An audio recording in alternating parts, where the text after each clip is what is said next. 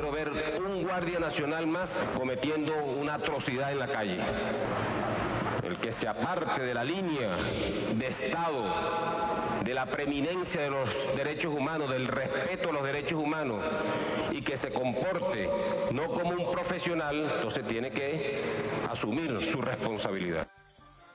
Padrino López exigió a la Guardia Nacional respetar los derechos humanos. Diputados opositores denunciaron a efectivos de la Guardia Nacional ante la Fiscalía por agresiones. Murió Edward José Paredes, el joven que recibió un impacto en el tórax durante protestas en Mérida. Claudia, buenas noches. Buenas noches, Jaime. Amigos televidentes, tengan buenas noches.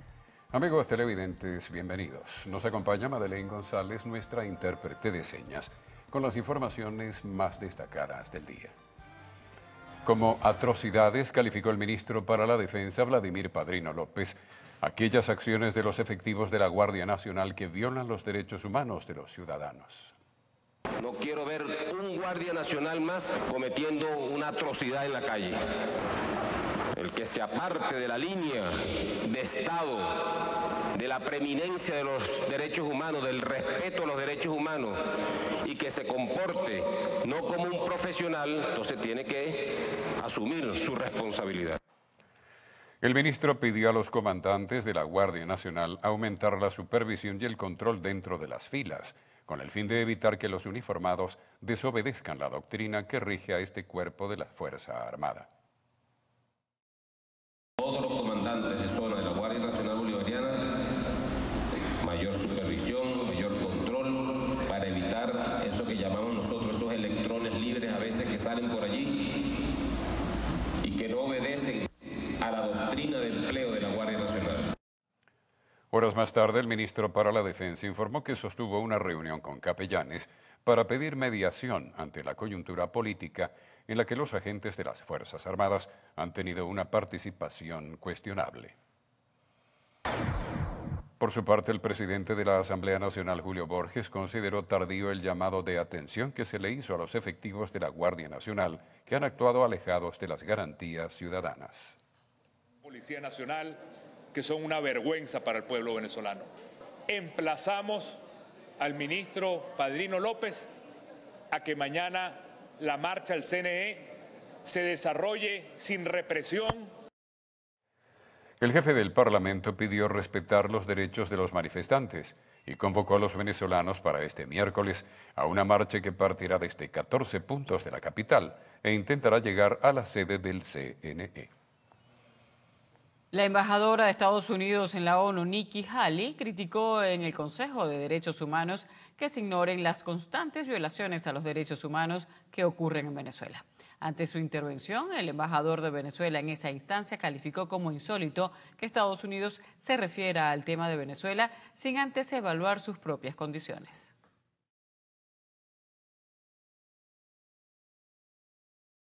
El Consejo de Derechos Humanos no tiene excusa alguna. No puede considerarse como el principal organismo defensor de los derechos humanos y seguir ignorando las violaciones y abusos que ocurren en Venezuela. Insólito es que el imperio estadounidense, que ha masacrado pueblos enteros con sus guerras preventivas y practica la tortura contra personas arbitrariamente detenidos en centros ilegales, se pronuncie contra nación alguna, menos aún contra Venezuela, donde se disfrutan plenamente los derechos humanos y las libertades fundamentales. Estados Unidos también amenazó con renunciar al Consejo de Derechos Humanos a menos que el organismo emita verdaderas reformas por el bien de aquellos países en conflicto. Diputados del Partido Primero Justicia denunciaron a efectivos de la Guardia Nacional y la Policía Nacional ante la Fiscalía por presuntamente agredir al menos a 9 parlamentarios durante la jornada de protesta de este lunes.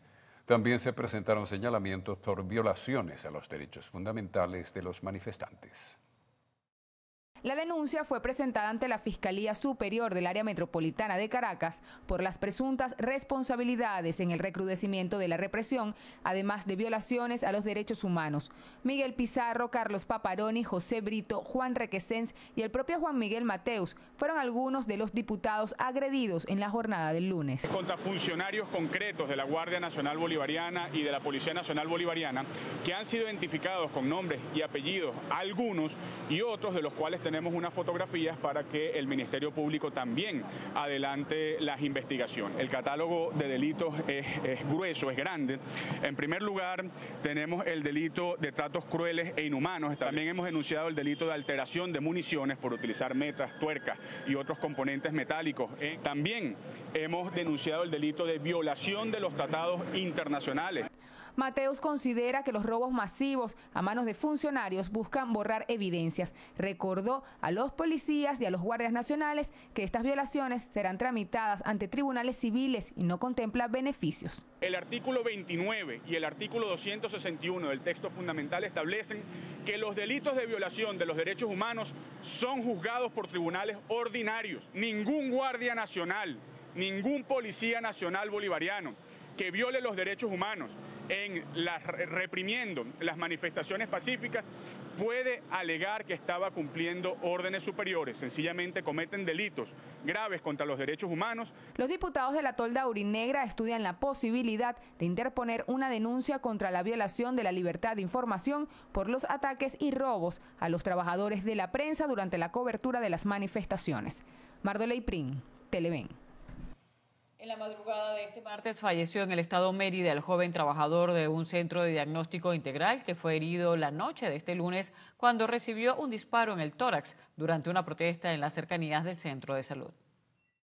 El gobernador del estado Mérida, Alexis Ramírez, informó que Eduard José Paredes Pérez, de 25 años, se encontraba en los alrededores del CDI ubicado en la población de Ejido, municipio de Campo Elías, el pasado lunes, cuando, según sus palabras, la instalación era asediada por manifestantes de la oposición. Además, Ramírez comunicó que durante las protestas de este lunes, 79 personas fueron arrestadas por participar en actos violentos y posteriormente liberadas por el Ministerio Público. El ministro Néstor Reverol anunció la incautación de más de 1 tonelada de componentes para preparar morteros y material de artificios pirotécnicos en el estado Mérida. A través de su cuenta en Twitter, Reverol informó que el CICPC realizó 4 allanamientos en el Ejido, sector Campo Elías de Mérida. Entre los implementos decomisados se encuentran morteros, pólvora, metras, cohetones, vidrio y clavos, además de 1 tonelada de azufre. La Asamblea Nacional aprobó este martes la consideración de una moción de censura al ministro de Interior, Justicia y Paz, Néstor Reverol, por ser el presunto responsable directo de la actuación de los cuerpos de seguridad del Estado durante las manifestaciones convocadas por la oposición. Como primer punto del orden del día se tenía prevista la comparecencia del ministro de Interior, Justicia y Paz, Néstor Reverol, ante el Parlamento para que explicara el motivo de la actuación de los cuerpos de seguridad del Estado durante las manifestaciones convocadas por la oposición venezolana. Ante la ausencia del funcionario, diputados opositores aprobaron iniciar el proceso de voto de censura, el cual va a ser discutido este jueves en una sesión especial que fue convocada para las 11 de la mañana. Por el Plan Zamora, por los más de 60 venezolanos asesinados, por los más de los 15.000 heridos en protesta, por su incapacidad y tener un país con más de 20.000 homicidios, yo le solicito a esta plenaria, como nos faculta la Constitución en su artículo 187, numeral 10, que solicitemos e iniciemos la moción de censura al ministro Reverol. Asimismo, la diputada Delsa Solórzano señaló que desde el Poder Legislativo se encuentran realizando un informe detallado de las irregularidades que se han registrado en los cuerpos de seguridad. Calificó como una irresponsabilidad ante el pueblo venezolano que este martes el ministro Néstor Reverol no haya asistido al hemiciclo de sesiones. Nosotros hemos levantado un informe pormenorizado, no solamente con la base legal que hace responsable a Reverol de todos estos hechos, sino un resumen de las muertes que han ocurrido, los asesinatos que han ocurrido en estos días, de las denuncias que hemos recibido en la Comisión de Política Interior, así como de las detenciones ilegales y arbitrarias, de los allanamientos y, en fin, de todos los actos de represión. Pueblo de Venezuela, ya que Reverol no va a la cara, ya que el CONAS dispara armas de fuego dirigidos por Pimentel, el general Pimentel. Entonces nos toca a nosotros tomar las calles, nos toca a nosotros generar la diferencia en cada uno de estos espacios y no permitir que sea el miedo el que mande, sino que sea el venezolano valiente, el de a pie. El Parlamento venezolano también aprobó este martes un proyecto de acuerdo en rechazo a lo que ha sido la actuación de las rectoras del Consejo Nacional Electoral con respecto a la convocatoria del presidente de la República, Nicolás Maduro, de una Asamblea Nacional Constituyente. En el informe se exhortó a los organismos públicos que se abra una investigación en este caso, pues consideran que se estarían violando los derechos humanos de los venezolanos. Kevin Alfonso Gil, Televen. Un supuesto proceso de diálogo con el dirigente opositor Leopoldo López fue anunciado por la canciller Delcy Rodríguez. Queremos informar que hemos iniciado un diálogo con el señor Leopoldo López. Ayer, un representante de su partido y su esposa pretendieron desmentirlo y negar. Estamos esperando que vuelvan hoy a decir que es mentira, porque el país entero conocerá a través de cadena nacional la verdad al respecto. La ministra de Relaciones Exteriores rechazó una supuesta irresponsabilidad en el ejercicio de la política por parte de los dirigentes de la oposición. Y a propósito de las declaraciones de la canciller Delcy Rodríguez, el diputado a la Asamblea Nacional Freddy Guevara desestimó las supuestas evidencias que probarían que el gobierno inició un proceso de diálogo con el dirigente opositor Leopoldo López. Mira, lo único que podría sacar la ministra que nos desmintiera es un video en el que Leopoldo diga que hay que parar la calle y que saquen un video distinto al que ya nosotros sacamos, que Leopoldo nos pidió sacar. Porque, ¿qué va a decir en el video? Que sí lo visitaron, nosotros informamos antes que ellos que habían visitado a Leopoldo. ¿Qué va a decir el video? ¿Que se reunieron con Leopoldo? Bueno, es obvio que si Leopoldo está preso y le llega a la gente del régimen, Leopoldo está preso. ¿Qué tipo de decisión tiene él allá en una cárcel? El país vio y conoce no solamente la posición de Leopoldo, la posición de Voluntad Popular, sino también conoce las mentiras y lo mentirosa que es la ciudadana Delcy Rodríguez, que en la OEA dijo que no había nadie comiendo basura y en Venezuela dijo que a Pernalete lo había asesinado un opositor. Por otra parte, Guevara reiteró que el llamado que hace la Mesa de la Unidad Democrática es a seguir en las calles hasta conseguir todas las reivindicaciones constitucionales que exigen los venezolanos. El dólar se posicionó en 2.161 bolívares luego de la segunda subasta del DICOM este martes. Así lo informó el director de subastas del Banco Central de Venezuela, Pedro Maldonado. Maldonado aseguró que para esta nueva sesión de subasta el monto adjudicado fue de $23.801.197, de los cuales 20 millones fueron destinados a personas jurídicas. Informó que aquellas personas que se han nominado para entrar a la subasta y no poseen fondos en sus cuentas bancarias serán penalizadas y no podrán optar a divisas en 30 días. La próxima subasta se abrirá el próximo jueves y cerrará el viernes en horas de la tarde. Hacemos nuestra primera pausa en el noticiero. En breve más información. Se solicita con urgencia el medicamento prednisona de 5, 10 o 50 miligramos. Quienes puedan colaborar, favor comunicarse al teléfono 0424-898-3256. El noticiero le recuerda que no debe realizar ningún tipo de pago por el medicamento. Es un servicio público y gratuito. Los alcaldes de los municipios Sucre y Chacao, Carlos Ocariz y Ramón Muchacho, denunciaron ante Fiscalía la quema de 3 autobuses por parte de 40 motorizados. El hecho fue calificado como una olla.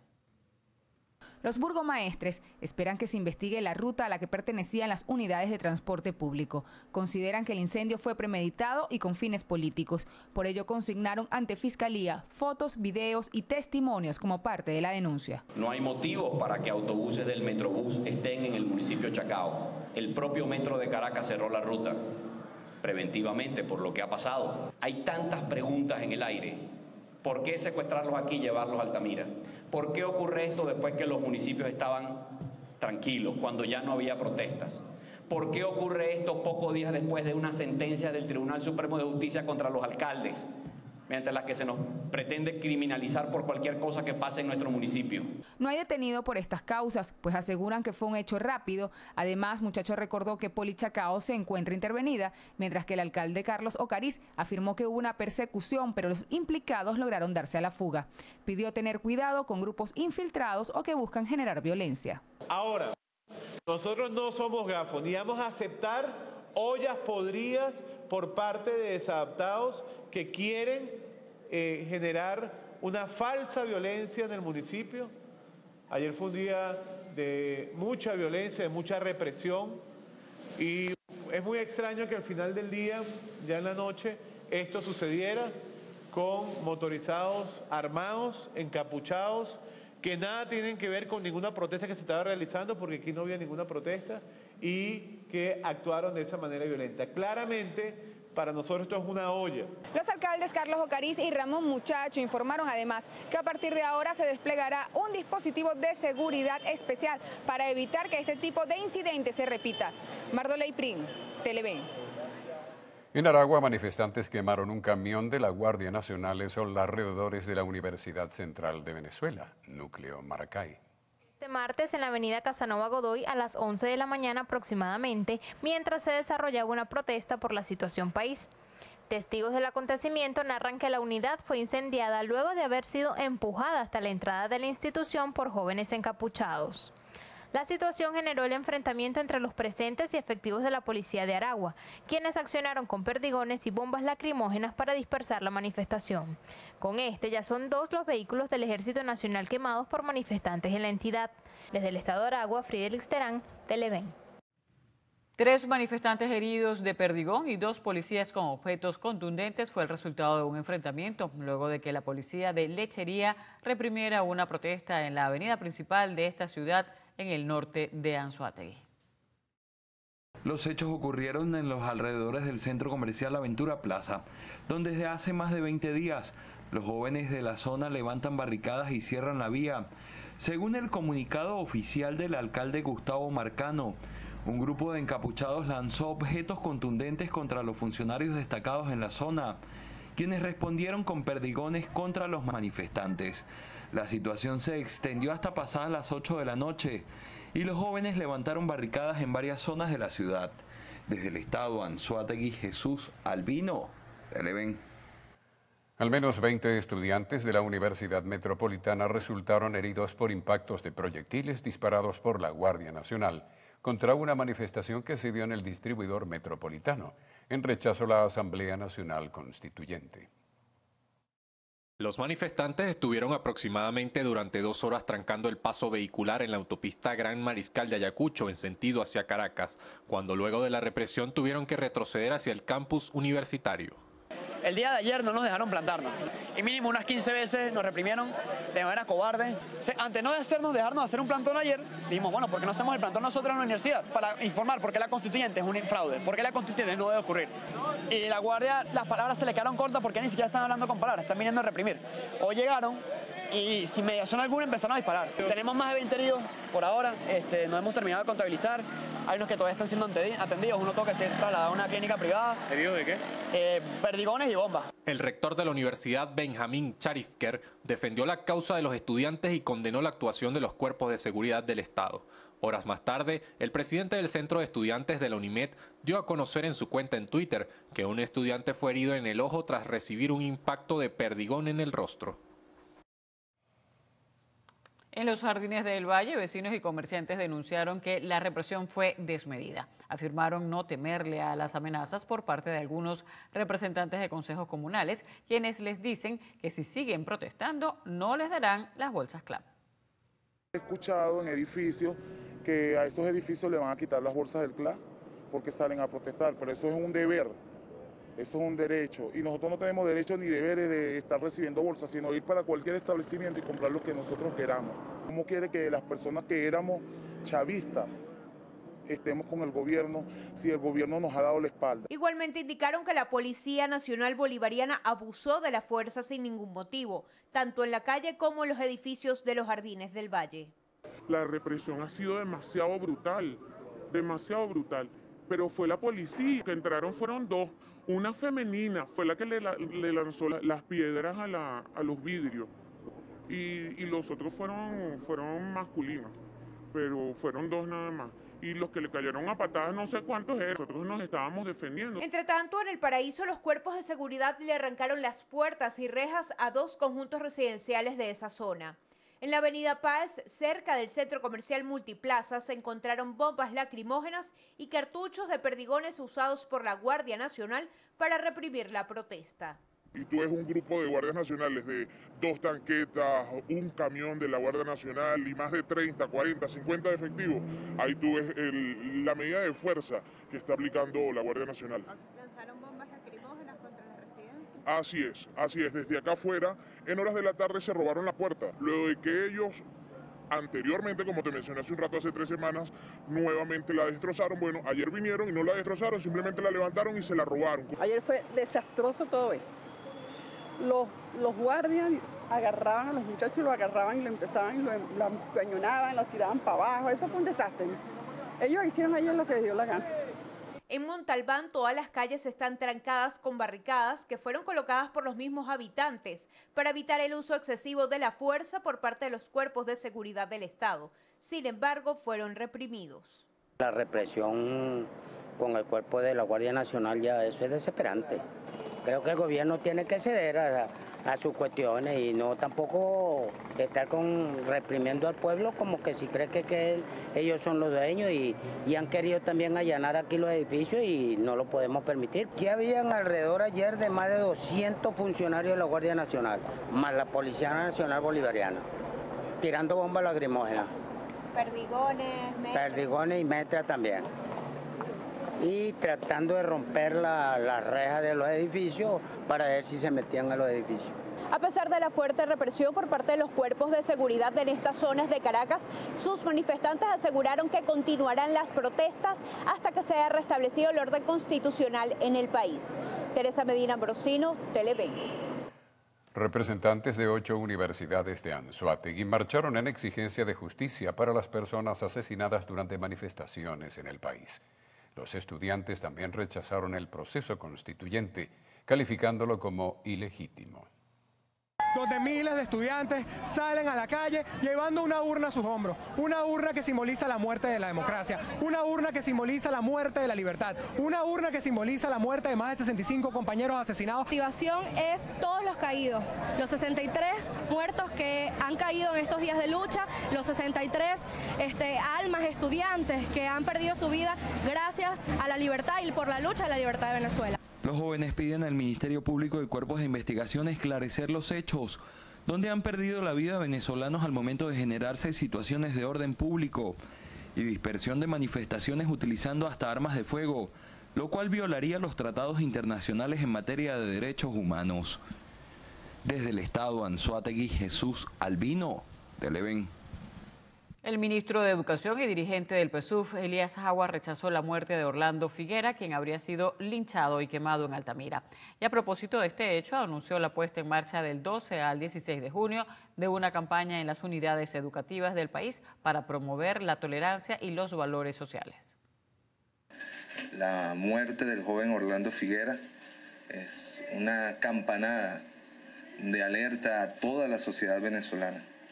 Y todos tenemos que preocuparnos y ocuparnos por el linchamiento y la muerte atroz que sufrió este joven por el solo hecho de tener un rostro social. El también presidente de la Comisión para la Asamblea Nacional Constituyente avaló la ampliación de las bases comiciales de esta iniciativa, que incluiría la realización de un referendo para la aprobación o no del nuevo texto constitucional. Expresamos a través de diversas declaraciones los miembros de la comisión, y la ampliación de las bases comprende una exhortación que hace el presidente de la República a la futura Asamblea Nacional Constituyente para que el texto constitucional que redacte sea sometido a referéndum popular como fue la Constitución de 1999.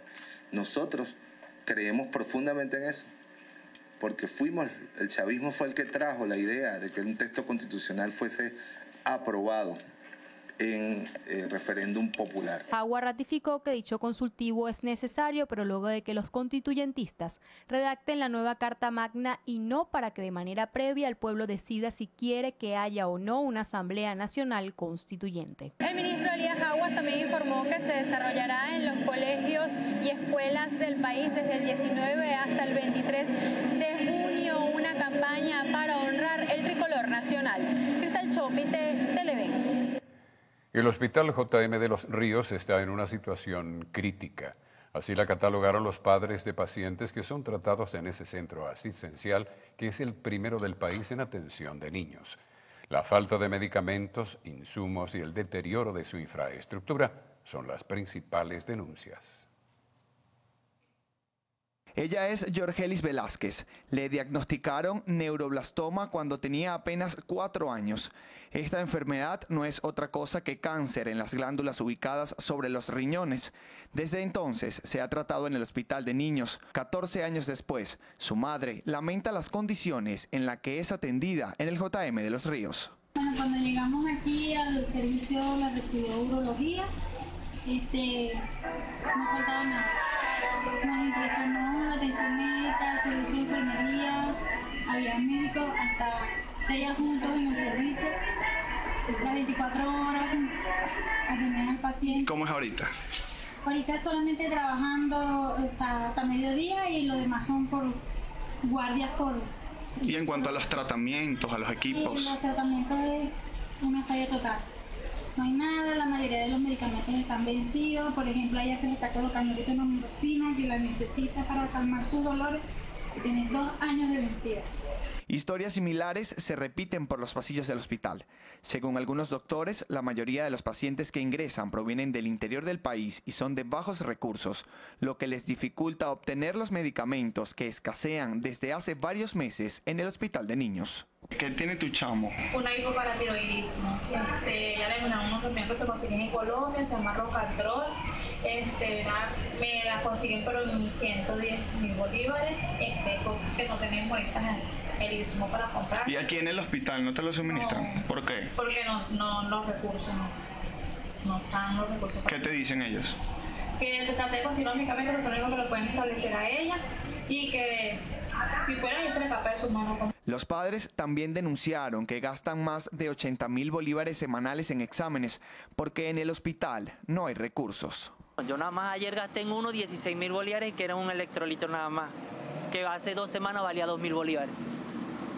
Hay otros que salen más caros aún todavía. No hay equipo, no hay reactivos químicos para hacer los exámenes. Faltan los reactivos químicos, que si los vieran en el hospital a lo mejor lo ayudarían con eso. No hay fluconazol, tampoco lo hay en el hospital. Uno ha tenido que salir a buscarlo por fuera. Vancomicinas tampoco las hay aquí en el hospital. Que aquí no hay una hospitalización para el área de hematología. Y los niños del área de hematología necesitan su hospitalización solos porque ellos son enfermedades que están expuestas, inmunes a cualquier tipo de enfermedad que pueda agarrar. En el área de emergencia está todo revuelto y eso es peligroso. Según los padres de los pacientes del Hospital JM de Los Ríos, solo funciona un baño por piso, tanto para damas como para caballeros. Denunciaron también la falta de ascensores y de bombillos en los pasillos del hospital. Aseguraron que la situación del centro de salud ha sido expuesta a su director, el doctor Víctor Sigert. Sin embargo, no les ha dado respuestas. Harley Monseguilemán, Televen.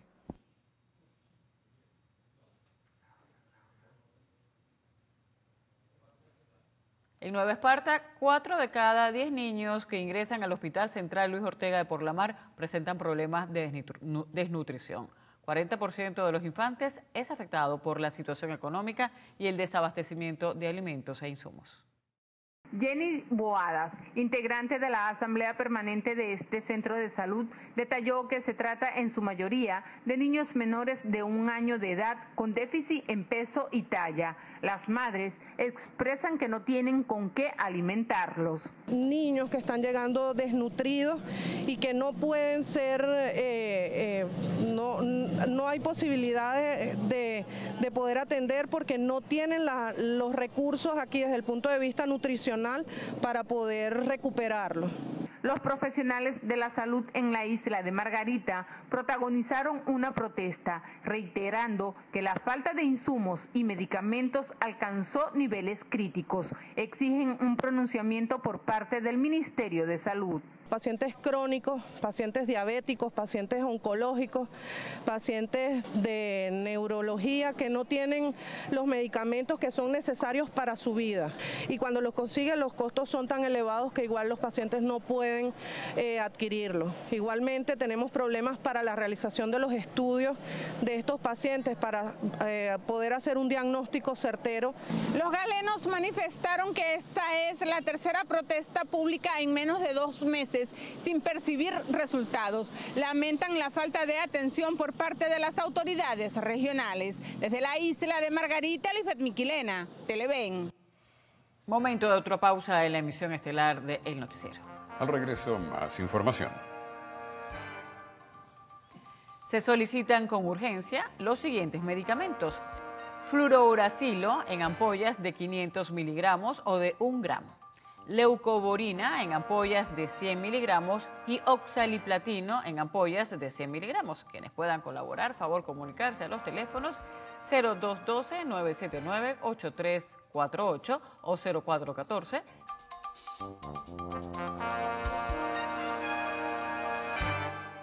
En la población de Tucupido, Estado Guárico, 4 delincuentes fueron abatidos durante un enfrentamiento con los cuerpos de seguridad, cuando intentaban secuestrar a un productor agropecuario. Resultando en total 4 delincuentes abatidos con 2 pistolas 9 milímetros, un revólver calibre 38 y una granada fragmentaria incautada dentro de este procedimiento policial tan importante en la mañana de hoy. El también director de la Policía del Estado Guárico destacó que se encuentran tras la pista del líder de la banda de secuestradores en el municipio Rivas. Estos 4 delincuentes abatidos pertenecen a una peligrosa banda del municipio de Rivas, de Tucupido, que integra la banda liderizada por el tal Ranita, quien en este momento está siendo activamente buscado por todos los organismos de seguridad. El secretario de Seguridad Ciudadana pidió confianza a la población para ejercer la denuncia ante los cuerpos policiales. Desde el Estado Guárico, José David Rondón, Televen. Un hombre de 44 años fue asesinado dentro de una venta de empanadas en La Vega, municipio Libertador de Caracas.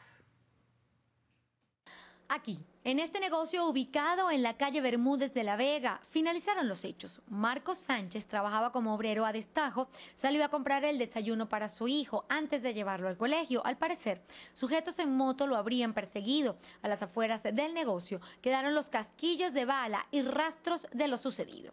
Cuando yo estoy echando el agua, que voy a empezar ya a freír los pastelitos, yo oigo un tiroteo en la parte de abajo, ¿no? Cuando llegó el tiroteo en la parte, como la puerta estaba abierta, el señor logró de introducirse en el local. Muy cerca de allí, en otro hecho en Montalbán, fue abatido alias El Gemelo, integrante de la banda El Yermaín, que opera en Antímano y azotan a la ciudad con diversos delitos, droga, secuestro y homicidio. Extraoficialmente, el antisocial llegaba a un local de venta de uniformes donde presuntamente se escondía y al ver las comisiones de inteligencia de la Policía Nacional Bolivariana, abrió fuego contra ellos. Resultó herido, trasladado al Hospital Pérez Carreño, donde falleció. En otro hecho de violencia, una pareja fue asesinada dentro de su vehículo en la avenida principal de Guaycoco, parroquia La Dolorita de Petare. Familiares contaron que sujetos se acercaron a ellos en su vehículo y le dispararon en múltiples ocasiones, y aunque fueron trasladados al Hospital Domingo Luciani, fallecieron. Con la muerte de esta fémina, asciende a 50 las mujeres asesinadas en lo que va de año en la Gran Caracas. Margarita Toledo, Televen. Un policía hirió a un hombre que intentó agredirlo cerca de la Catedral de Notre Dame en París. En breve, el panorama internacional.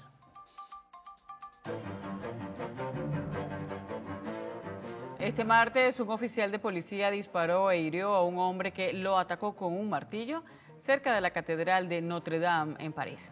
Autoridades policiales parisinas informaron que un hombre armado con un martillo fue tras el oficial que estaba patrullando la zona frente a la mundialmente famosa Catedral de Notre Dame, uno de los monumentos más visitados de Francia.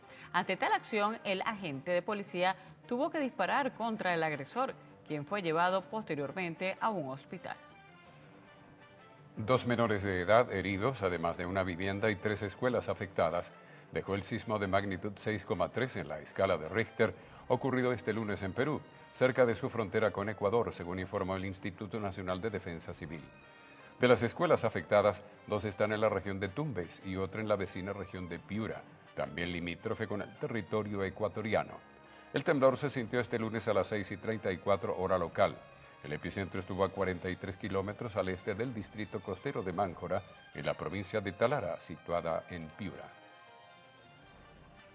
Este martes, el Tribunal Superior Electoral de Brasil comenzó un proceso para juzgar la validez de los comicios de 2014 en un caso que puede costarle el cargo al presidente Michel Temer, acusado por denuncias de corrupción. El Poder Electoral brasileño examinará si la fórmula Dilma Rousseff cometió abusos de poder y se benefició de financiación ilegal procedente del megafraude a Petrobras.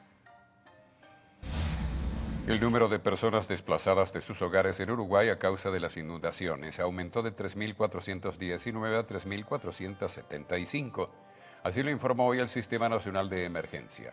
El departamento de Salto, ubicado en el noroeste de Uruguay, se mantiene como el más afectado por las inundaciones.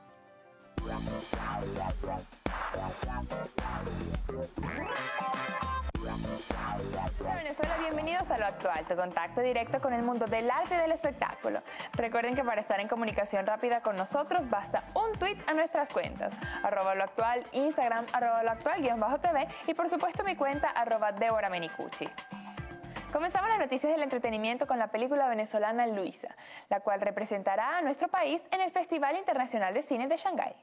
La cinta dirá presente en la edición número 20 del evento, el cual se encuentra entre los 10 festivales de cine más importantes del mundo, a la altura de Cannes, Venecia y Berlín. El largometraje, inspirado en la vida de Luisa Cáceres de Arizmendi, fue dirigida por Juan Carlos Wiesolowski y se grabó en 7 estados del territorio nacional. La misma contó con la protagonización de Eliana López, quien da vida al personaje central de la historia, en compañía de Carlos Mata como Juan Bautista, además de contar con importantes figuras como Avril Shaver, Ailín Celeste y Víctor Cámaras. Continuamos hablando de películas, pues fueron hurtados algunos objetos de la mayor colección de Star Wars.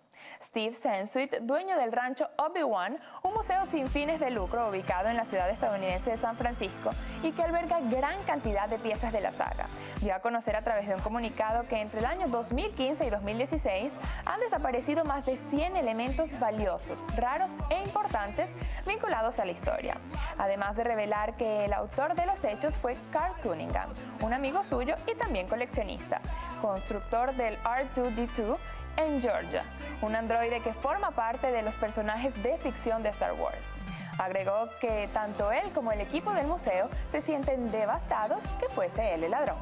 Continuamos con George Clooney y su esposa, quienes ya son padres de gemelos. Se convirtieron en primerizos este martes con los mellizos Ella y Alexander, según un comunicado de prensa emitido por el representante del actor. Dijo que la madre y los niños están sanos y felices y gozan de buena salud. Recordemos que la pareja contrajo matrimonio en el año 2014 en Venecia, Italia, en una ceremonia privada rodeada de aproximadamente 1000 familiares y amigos. Otra actriz que es noticia es Cara Delevingne, quien envió un mensaje al grupo terrorista ISIS.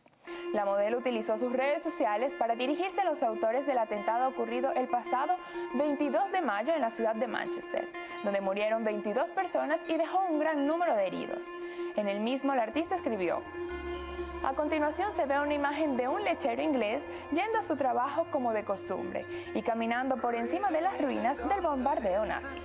Si Adolf Hitler no pudo hacer que los ingleses dejaran de tomar su cereal con leche, tienes que tener una enorme esperanza.